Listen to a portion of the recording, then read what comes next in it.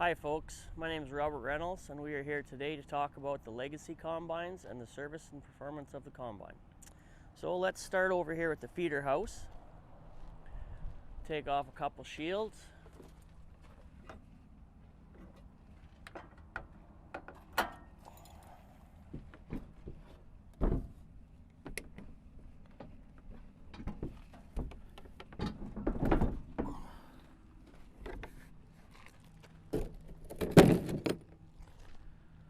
So on this side over here, we've got a couple tensioners that kind of hide behind the shield. So you've got one back here for tensioning your reverser drive belt.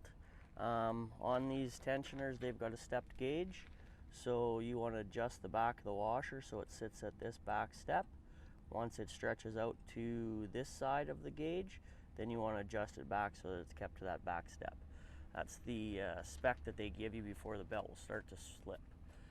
You also have another tensioner that sits in behind here for your conveyor chain in your feeder house. We'll look at the step on the other side. It'll be a little easier for you to look at, but it's the same idea. Tension the back of the washer to that first little step notched in the gauge, and then when it reaches the front, then you retension it again. Same as the one that you had down below here. You also got your reverser over here on this side. So this is a yearly change. It's a HD 460. It's a fully synthetic oil. So when you change this oil, make sure the feeder house is all the way to the top, drain plugs on the bottom, and then you've got your fill hole here, or you can also fill it through where the dipstick is. Just make sure you have the feeder house all the way to the top when you're changing that oil. Another thing too, I'll just mention is something to keep in mind. When you're hooking your attachments, this is usually how the multi-point looks. So just give it a wipe before you hook it up. Just that little bit of dirt and dust that's on there is enough to make your two couplers, when they join into each other, start to have issues as far as bringing dirt and debris and stuff inside. So you just want to make sure that that's clean, because the two couplers, they do splice into each other like this. So all that dirt on the face will be pushed into either side. We'll just keep them from leaking and maintain them and last them a lot longer. So we'll just take a walk around to the other side here, and I'll show you this other adjuster. It might be a little easier to see over here.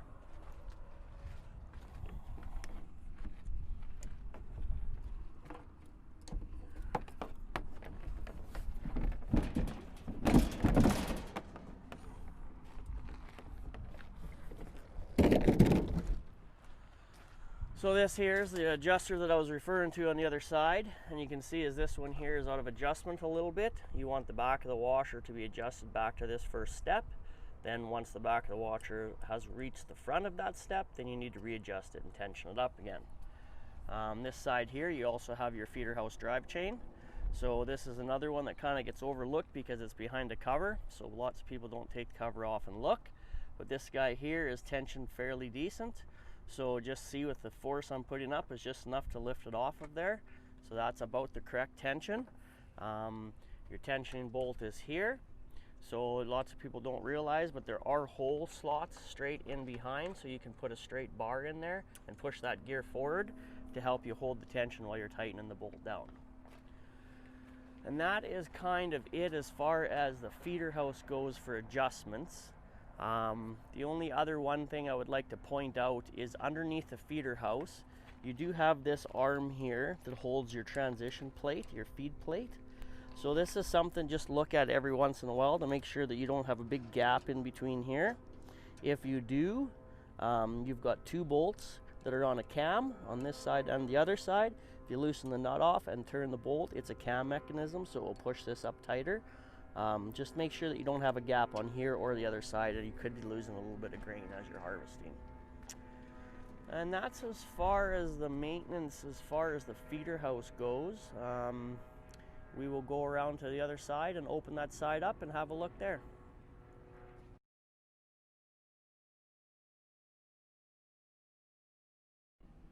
All right, we'll move around to the left side of the combine here and have a look at a few things.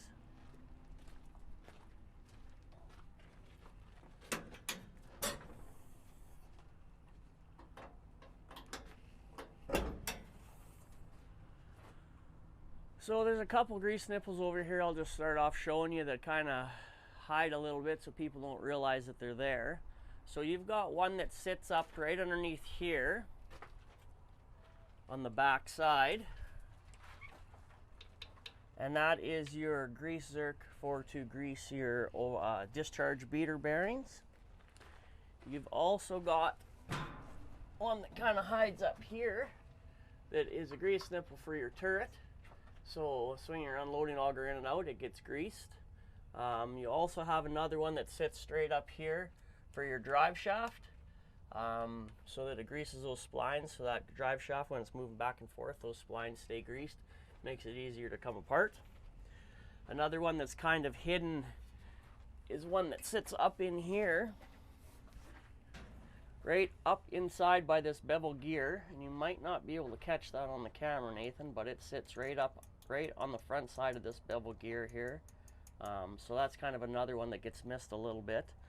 In case you're just wondering now, well, how often do I grease those grease nipples? On the side of the combine, on both sides, there is a nice plate here that shows the one that I was just pointing to, and it shows you that it's a 400 hour. So it points out all your grease nipples on this side of the combine, the hours and where they are. They give you a little better breakdown here up close, so you kind of see where they're showing on the back. You got two different pictures there, and that's that one on the drive shaft that I was just showing you up top. That's kind of hard to see if you don't know that it's actually there. I will just take off a couple covers here, and you'll notice that we have the filler plates off of these guys right here. Recommend taking those off in the winter time when you're done harvesting, and cleaning out all the material that sits up in here. It'll get packed with grain and whatnot inside of these two pieces, and then the water that falls into the tank over the winter, or the snow that accumulates in there, can't drain out. So if you can take those plates off, it allows that all to escape out of there, instead of the water sitting inside rusting out the bearings and your loading auger that's in there. So we'll just remove a couple of these shields.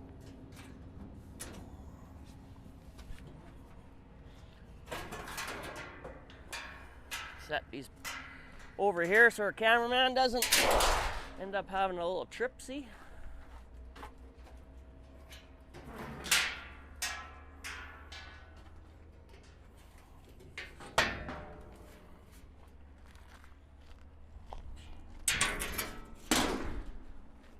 So all of the hydraulic filters on these machines are all a 400 hour change. Your engine oil filter and oil is a 400 hour change. Your fuel filters, depending on what filter, if it's an aftermarket filter, I would be changing them at 250 hours. If not, then I'd be changing them 400 hours along with the hydraulic filters, engine oil and filter.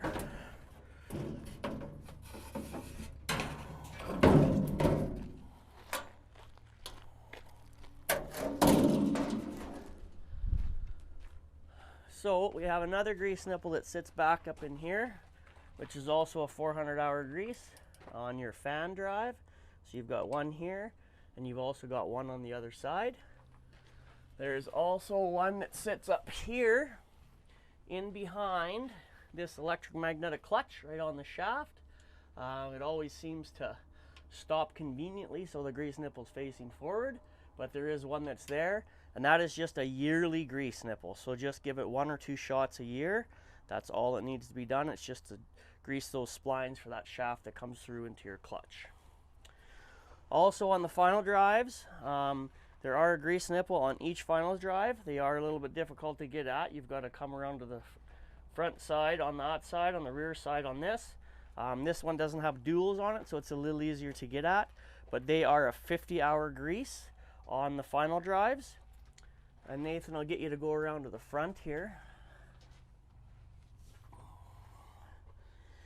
So you've also got a grease nipple here on your reel drive for your header. So there's another grease nipple there. And then you've also got another one right up underneath here for your feed accelerator. And that sits right underneath that shaft right there. So until you remove the cover, they're kind of hidden. But those are all a 400 hour grease. And your final drives are a 50 hour grease.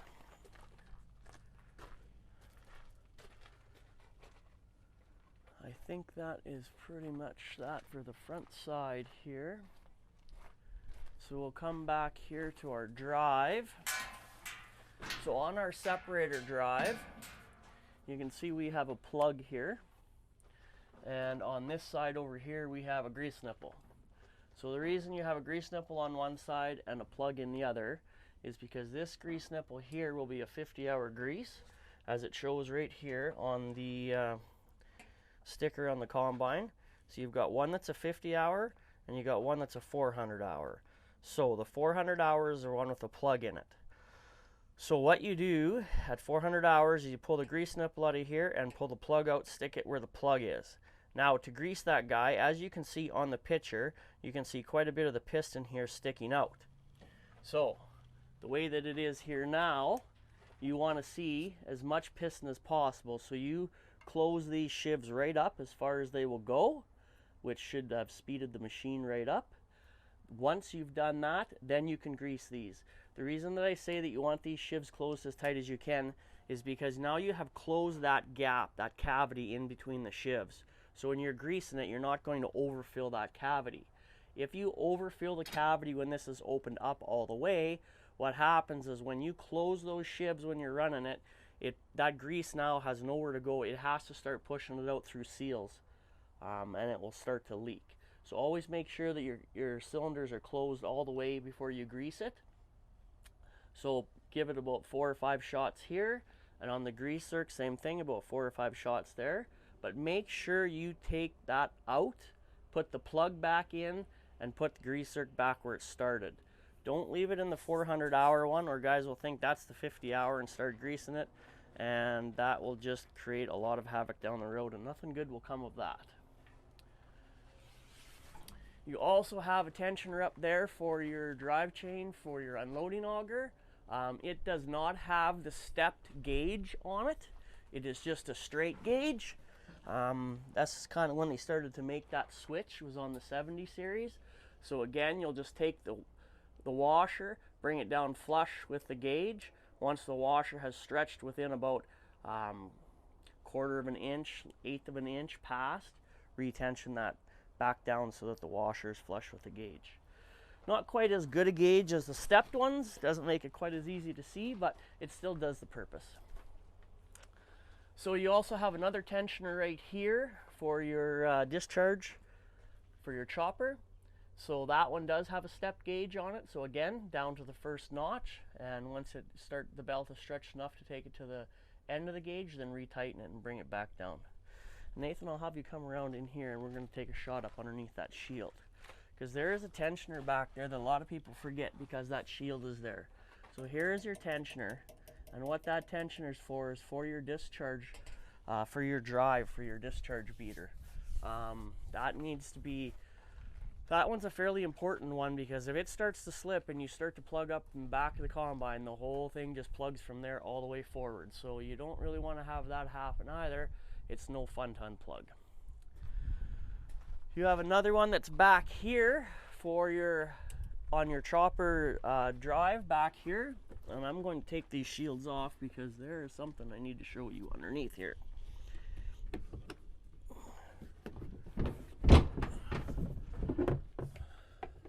On the newer combines, they have kind of done away with the grease zerk, but on the Legacies, they still have the grease nipple there. So I just like to make people aware of that.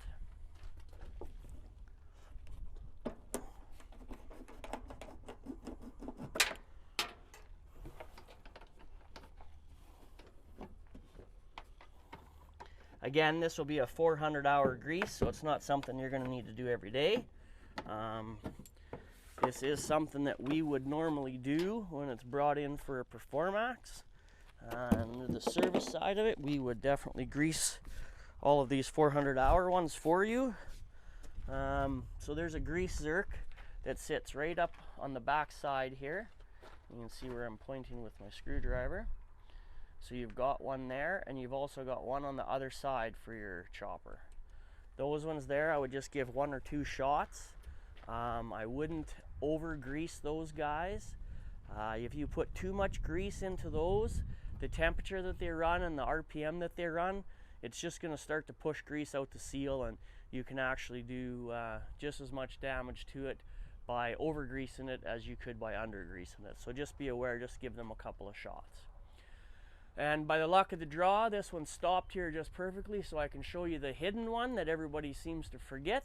Get you to come around to the back side here, Nathan, and I'll do a little monkey climb in here.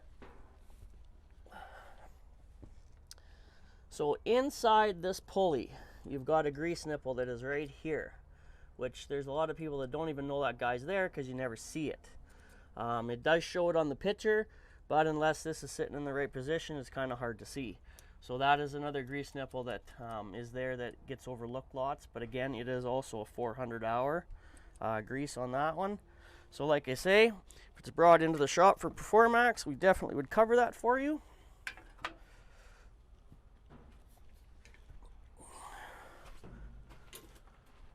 And that is pretty much it for the grease zerks and the maintenance part of this side. I guess while we're here, I might as well talk to you about 2,000 hour services. When a guy gets around that 2,000 hours, John Deere wants all of the hydraulic oils changed, all of the 80-90 oils changed in the gearboxes.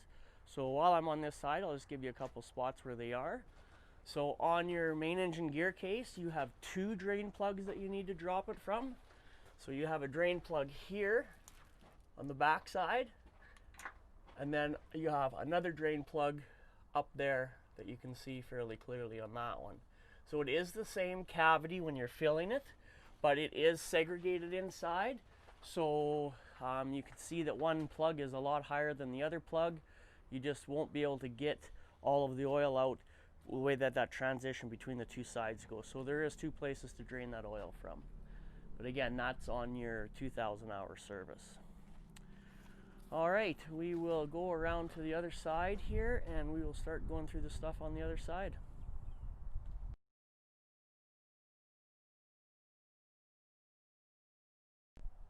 All right, on the right hand side of the combine here, we've got a few more we'll go through.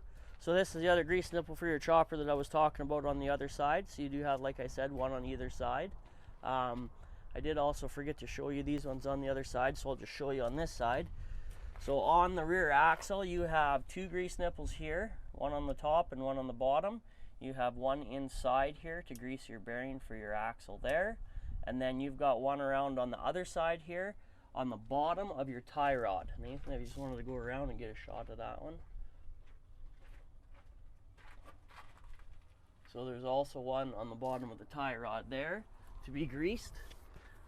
Now on the tie rod, like it shows here on the picture, so the 3 that I showed you for the axle, all 3 of those are a 50-hour grease. The one on the tie rod itself, that one's a 400-hour grease. Also too, something I'd like to point out, you'll probably notice on the machines here, we've started to put white paint pens on the rubber and on the arm. This one has been done quite a while ago. You can see that they're starting to fade a little bit. But the reason that we put those paint pens there, markings, is if these rubbers start to turn or move inside, then those paint markings won't line up. And that is an indication to us that something is starting to go wrong with these arms.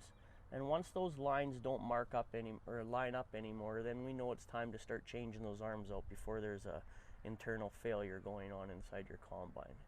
It's just one of the easier ways that we've found to see if there's something happening inside there. Okay, so we'll pop this door open. And like I did say, there was a sticker on either side of the combine that does tell you all the grease zerk points, hour points. And if you're not sure where it's showing, they do break out a little nicer picture here to show you more exactly of where that grease zerks are sitting. Okay. Before I go back into that, I'll talk about the 2 adjustments here on your clean grain and your tailings elevator. So this is something that I see sometimes it is something that is overlooked, and you know those chains do get quite a bit of play in them. So when a guy's adjusting these, take these 2 nuts off, remove this cover, and then you loosen this one, and then there's 2 in behind that you'll loosen. Once you've got those loose, then you can use your adjusting bolt to adjust that up and down. But do make sure that you have these loose. If you don't, you'll start to bend the bracket. And that goes for the same for the clean grain here. Basically the same idea.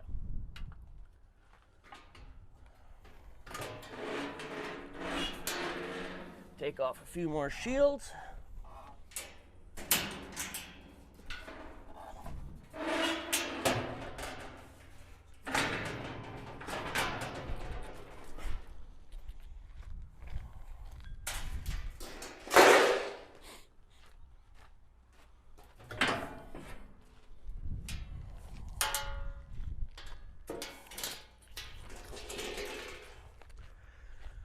Okay, so you have a couple of more grease points here on your upper fan. So you've got one on this side, and then there'll be one adjacent right on the other side. And it does show you that picture right here, right this guy here. So you also have another grease nipple over here for your fan on the drive side. And I will take you around here and show you what you have on the front.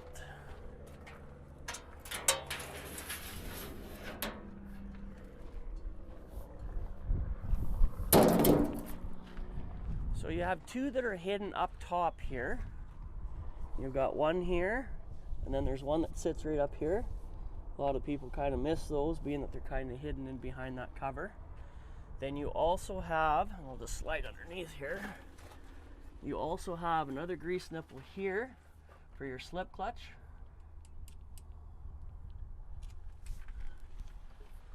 And then you also have two here on this slip clutch.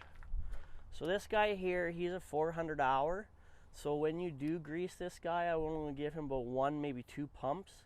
If you grease it to the point where you start to see grease coming out of here, you don't want to over grease this guy. It is a radial piston slip clutch, so if you put too much grease in there, it will also cause it to slip a little bit too. So just don't go crazy on the grease on that guy there. You also have a grease nipple on the final drive on this one too, just like you do on the other side, and those are both 50-hour grease Zerks.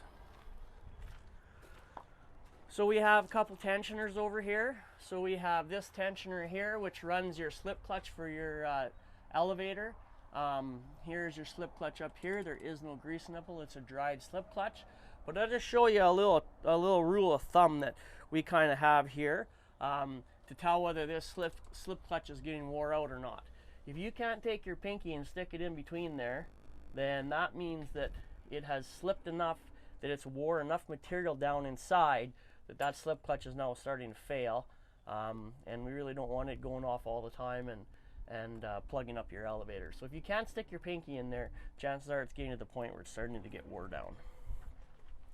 So you have another one that kind of hides back up in here. So here's another one for the Titans. This is your main belt, pretty much runs the whole side of this combine, runs your shoe augers. So it's kind of an important one to make sure that it's kept tensioned. And then we have two up top here.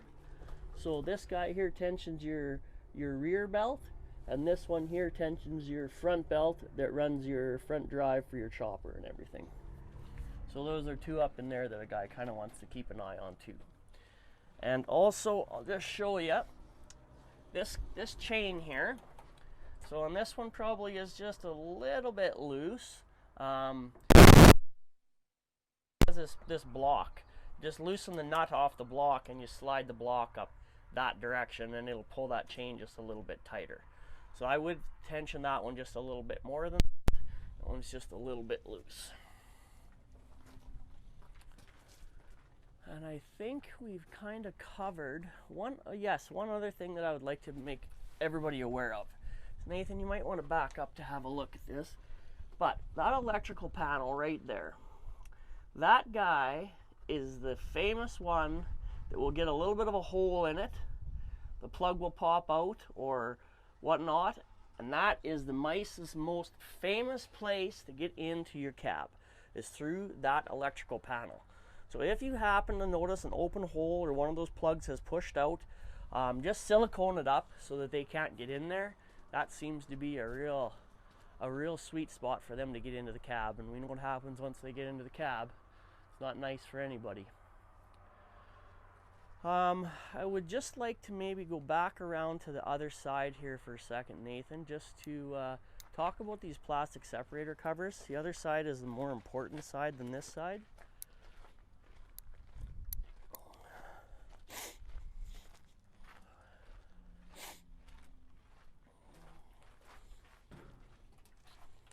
So the reason I want to talk about these covers here is because of the fact that the way the air moves inside and how material can get pushed through.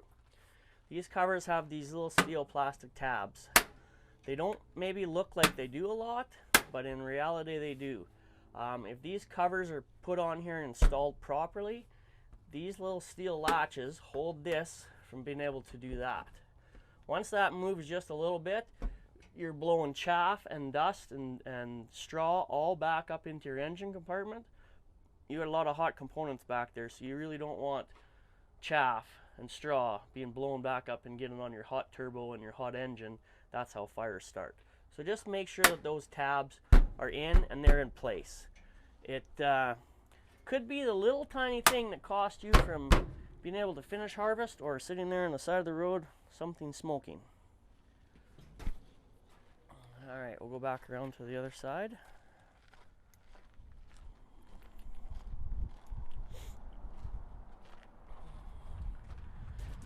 So the one thing I was wanting to talk about was how you have your chain and belt set for your feeder house, drive, and your feed accelerator.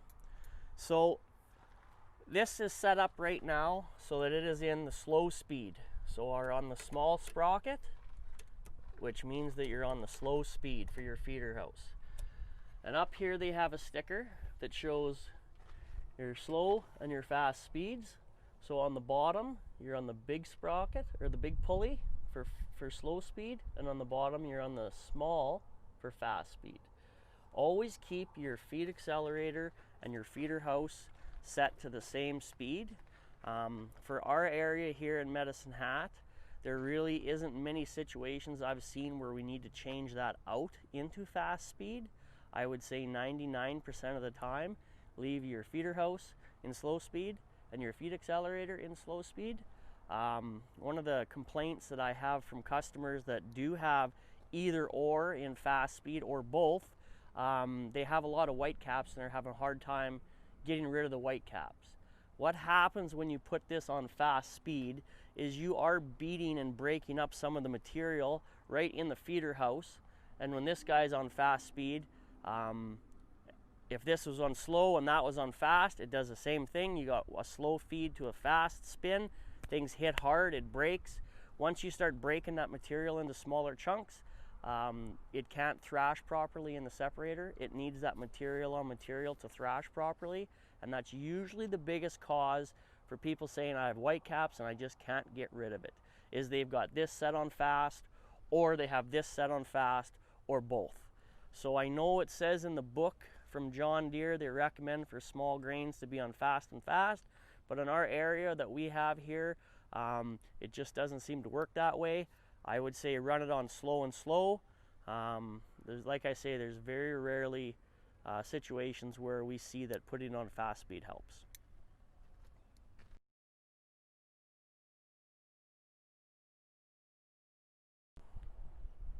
All right, we're up here in the top of the engine into the tank. There's just a few things here in the grain tank that I'd like to show you about, just to kind of keep an eye on and be aware of.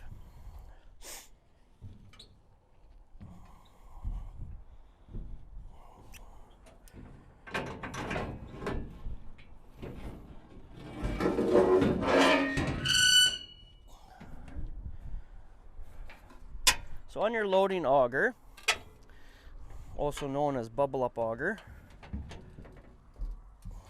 there's a couple things inside here I'd just like you to have a look at. So inside here, just from time to time, just pop this down and have a look just to see how this drive dog looks like. If these things start to get wore pretty thin and getting kind of sharp, you might want to have this drive dog replaced, because if that guy ever breaks off, then you've just plugged your whole clean grain elevator, and of course nothing's going in your tank.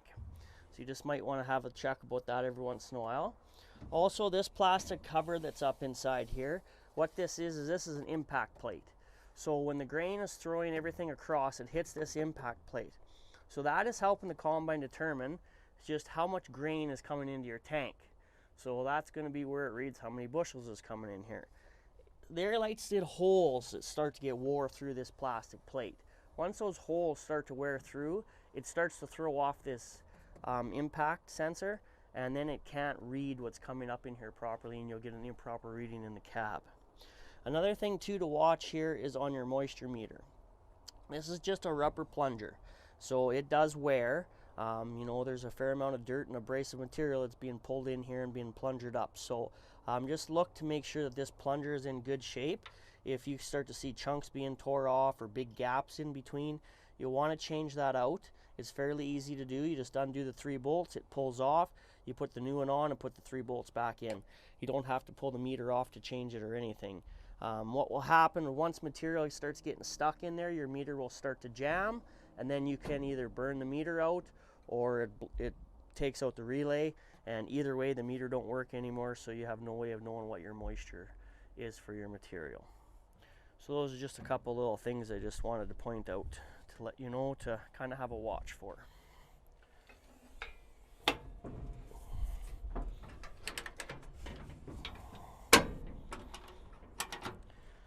There is also a gearbox, like I showed you where the drive was back here, and right here on the side is where your fill tube and your dipstick is. So it's something you want to check every once in a while just to make sure that gearbox still has oil in it.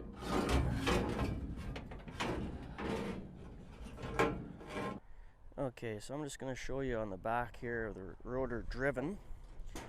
There's a couple one grease zerk back there I'd like to talk to you about. It gets missed all the time.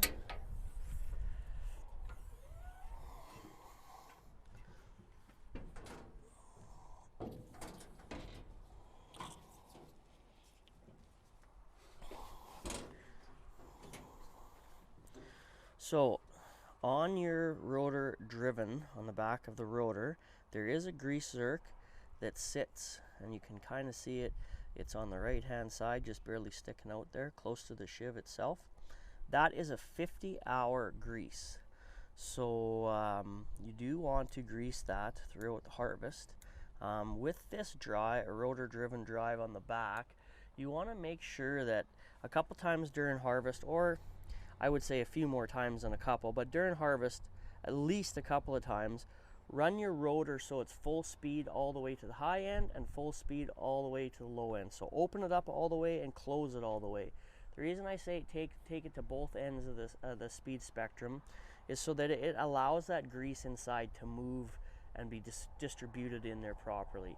When a guy goes for harvest, he's usually around that 8 to 950 most of the time running. That grease just gets thrown to the outside of that housing. It sticks there, kind of starts to get hard a little bit, and then when you do want to slow it down, it takes a long time to slow down because it has to move all that grease out of the way to allow that spring to compress again. So if you speed it up and slow it down a few times during harvest, it helps distribute that grease around inside there a lot quicker, a lot better. It lubricates stuff in there, makes it last a little bit longer. And when you do need to slow it down during harvest, it doesn't take such a long time for it to actually slow down because it doesn't have to fight to move all that grease. So that was just something that I wanted to share there. There also is one tensioner back here that a lot of people forget about because it is hidden, and that is for your rotary screen jack shaft drive. So that guy down there is something that you want to check every once in a while too. It doesn't go out of adjustment a lot, but it does sometimes. So you just be aware that it's there and to make sure it's adjusted properly also. You have your coolant tank here. You got your minimum and your maximum for your coolant. Just have a look at that every once in a while and make sure that you actually have coolant in that tank. You haven't lost it all out. And then all of a sudden, boom, you got to shut down during harvest because your engine is overheating. So just make sure that you've got coolant in there every once in a while. Yeah, that was about all that I really needed to talk about up here.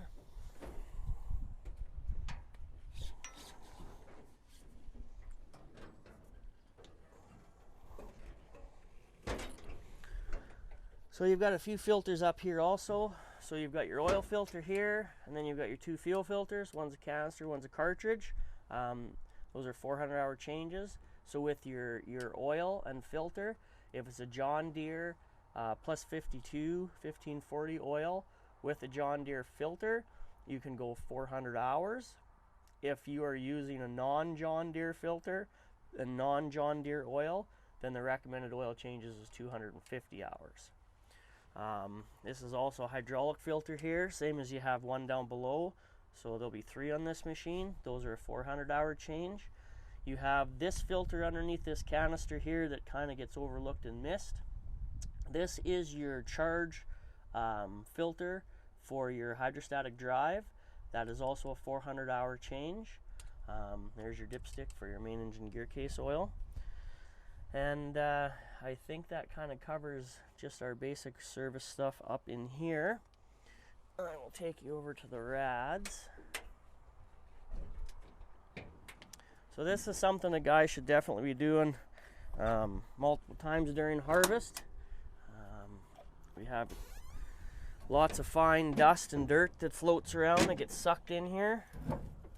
So we'll get a phone call, and usually the indication is high charge air cool temperature or high charge temperature. And what that's indicating is that it's usually this front side here that's plugged off, and it just can't breathe to get the air moved through the rad to help cool down that. What's happening is a lot of fine dust and chaff gets sucked in there and gets stuck. A lot of times the guy will look up in here and think, oh, it doesn't look that bad, but they can be plugged in the middle and you really won't be able to tell. They are fairly thick, as you can see this one that slides out. So come up in here with an air wand and blow it out with air. Lots of guys have air compressors and stuff on their service vehicles. I do not recommend washing these out. When you wash them out, it doesn't get all of that out of there, and a lot of it is a fine dust and dirt, and it just turns to mud and kind of makes things a little bit worse inside there. So just come up in here and keep it clean. It'll help your cooling system, help keep your engine cool, and it'll run a lot more efficient if you can keep all that cleaned out. All right, well, we'll end this and go back down below to wrap this up.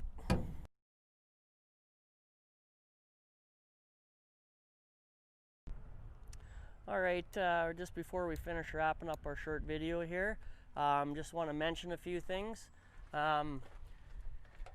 Your fuel bowl here, you'll probably notice during harvest you'll start to see a bunch of chaff and debris start to build up in there. It's something that a guy should periodically clean out. If you do decide to clean it out, make sure you turn your tap off, unthread this, clean it all out, and when you're putting it back on, thread it up about halfway. Don't turn it on all the way. Allow some of that air to come out. Turn this back on. You'll be able to watch the bowl fill. Once you get close to the top, spin it tight, and then you should be able to get your combine started again. And this guy here is a switch for your light up in your engine compartment. A lot of people don't know this is here, and when they see me flick it on, they're like, oh, I never even knew it was there. So that's your switch to turn your lights on in your engine compartment. You've got 2 lights up top, and then you've got another light that shows, shines in the back there where your rotor driven is on the back of the rotor. So if you need to get up in there and do something in the nighttime, it's just a couple little lights that's in there that light things up for you a little bit better. And when you're done harvest and you're putting your machine away and all your grain's in the tank and everybody's happy because they had a good season, just come on over to your battery and turn the battery disconnect off. If you shut that off for the winter time, then your batteries and stuff will last a lot longer. The controllers that are on here do pull a little bit of amperage, keeping everything powered up inside those controllers. So sitting over the multiple months, it'll run those batteries dead, and it just helps maintain them and keep them a little bit longer so you don't have to replace them. And I guess that is the end of our video for today. If I have missed anything or you guys have questions that I didn't cover on something, there will be a question and answer period going on with the online combine clinic that we're going to put on. So feel free to ask any questions there. With saying that, I'm Robert Reynolds from the Western Tractor Medicine Hat Store, working hard for you.